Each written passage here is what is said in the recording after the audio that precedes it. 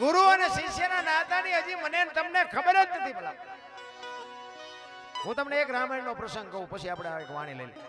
રામાયણમાં માં સબરી એક ભીલની દીકરી બાપુ, અને એ ભીલની દીકરી અને ગુરુ મહારાજ એના માતંગ ઋષિ એને કીધું કે આ બેટા બે જા, વેલો મોડો રામ આવશે. 8-10 વર્ષની દીકરીને ગુરુ મહારાજનો એક શબ્દ પકડી અને બાપુ એ બેહી ગઈ અને રોજ આંગણું વાળી છોડીને સાફ સૂફ કરી અને રાહ જોવે કે હમણાં આવશે હમણાં આવશે. હાંજ પડે કે હાથ નો આવ્યો કઈ નહીં કાલ આવશે. બીજે દી એનો ઈ પ્રોગ્રામ, હાંજ પડે કે હાથ નો આવ્યો કઈ નહીં કાલ આવશે. ચાંદીના પતરા જેવા વાળ થઈ ગયા, 70-80 વર્ષની ઉંમર થઈ તોય રામ નો આવ્યા ને બાપુ સબરી માં નેજવા કરી કરીને જોવે છે કે મારા રામ ક્યારે આવશે, મારો રામ ક્યારે આવશે. નહીં આવે, એ નહીં આવે એમ કે અંદરથી અવાજ આવે મારો ગુરુ બોલ્યો એ કોઈ દી ખોટું પડે નહીં. એટલો વિશ્વાસ, એટલી ધારણા. અને રામચંદ્ર પરમાત્મા અને લક્ષ્મણ જતી જતી સીતાજીની શોધ કરવા માટે નીકળ્યા. અને સબરીનો મલક આવ્યો. પ્રકૃતિ રામનું ભજન કરતી હતી. ઝાડવાના પાંદડામાં અવાજ આવતો હતો રામ રામ રામ. લક્ષ્મણજી પૂછે છે રામચંદ્ર પરમાત્માને કે મોટા ભાઈ કયો મલક આવ્યો? આ તો પ્રકૃતિ તમારું ભજન કરે છે. ત્યારે લક્ષ્મણને રામજી કહે છે કે હામી ઝૂંપડી રહીને એમાં એક ભીલની બાઈ મારા નામના જાપ કરે છે. અને સંતો કહે છે એક જગ્યાએ 2.5-3 કરોડ નામના જાપ થાય ને એટલે દિવાલોમાંથી અવાજ આવે, ધરતીમાંથી અવાજ આવે, પ્રકૃતિ બાપુ બદલી જાય. જા કે જોતો અહીંયા જઈને શું કરે છે એ સબરી વાહે બાપુ લક્ષ્મણજી જાય છે ને. શેષ નાગનો અવતાર પણ સબરીની ભક્તિ જોઈને ધ્રુજી ગયો કે આ ડોશીએ મારા ભાઈના નામ ઉપર આખી જિંદગી ઓળ ઘોળ કરી નાખી. નેજવા કરી કરીને જોતી હતી કે હે રામ મને દેખાતું નથી, મને સંભળાતું નથી, કી બાજુથી તમે આવશો મારા બાપ, હવે મારે જવાનો સમય થઈ ગયો, આવો ક્યાં છો? અને રોતી રોતી ગાતી હતી ઠાકર મને તું મેલ માઠેલી, તું છો એક બેલી, અમે તારા અંગ કેવાઈ, બીજા કે આશરે જાય.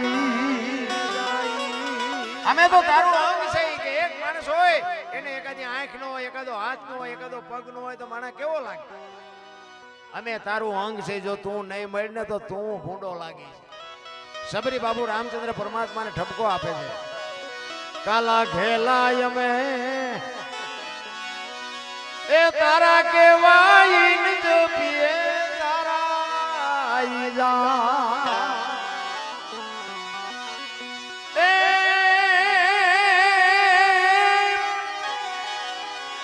તારી હારે મારે જૂનો નાતો. આપણે બધાને છે પણ આપણે ભૂલી ગયા. આ નાતો છે એટલે અહીં બેઠા છો, કે હું રૂપાળો છું મને સાંભળવા બેઠા એવું નથી. એના હારે નાતો છે એટલે બેઠા છો. સબરી ઈ યાદ કરાવે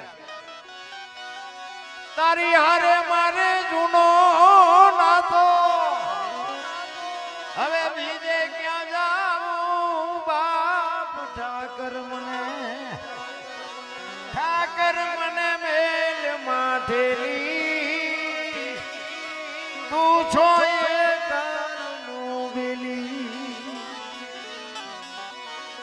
મધ દરિયામાં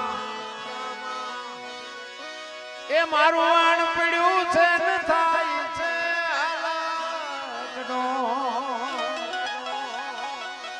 સંસારના સાગરમાં આપણા બધાના હોડા હાલ્યા જાય છે. આમાં ક્યારે કોનું ગોલોટિયું ખાઈ જાય કાંઈ નક્કી નથી. ઓલો કોરોના આવ્યો હતા બાપુ, કેટલાય ના ગોલોટિયા ખાઈ ગયા, કોઈ ન બસાય. એ તો કોક બાપુ જો સમર્થ પુરુષનો સથવારો હોય છે તો કાંઠે ફૂગવાના, બાકી વાતમાં માલ નથી. મધ દરિયામાં એ મારું વાણ પડ્યું છે ને થાય છે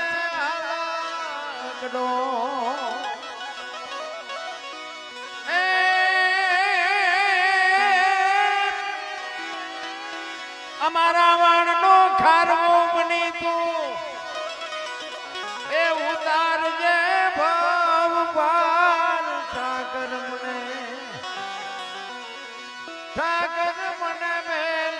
માઠેલી તું છો કાલનું બેલી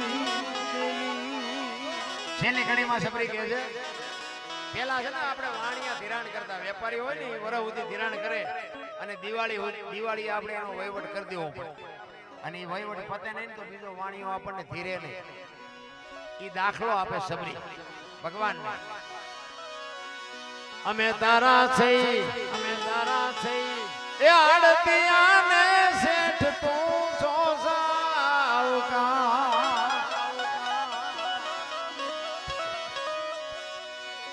એ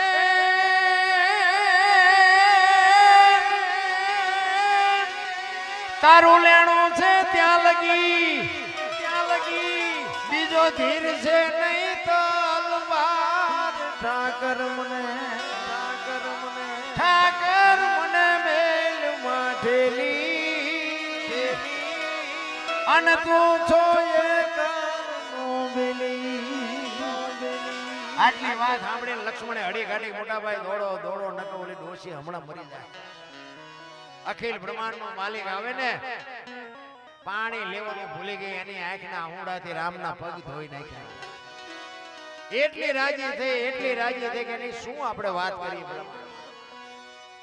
રામચંદ્ર પરમાત્મા આવ્યા એ તો એને હરખ હતો જ પણ મારા ગુરુ બોલ્યા યાદ સાચું પડ્યું એનો જે હરખ હતો ને એની કહું ઠૂકતી હતી મારા રામ સદગુરુ અને શિષ્ય આપણને ખબર જ નથી અરે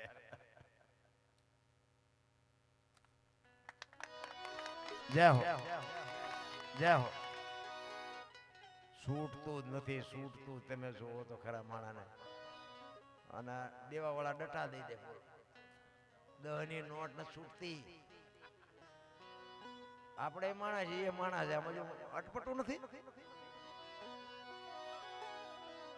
અરે મારા રામ બાપુ અઘરું છે એમ નામ નથી થતા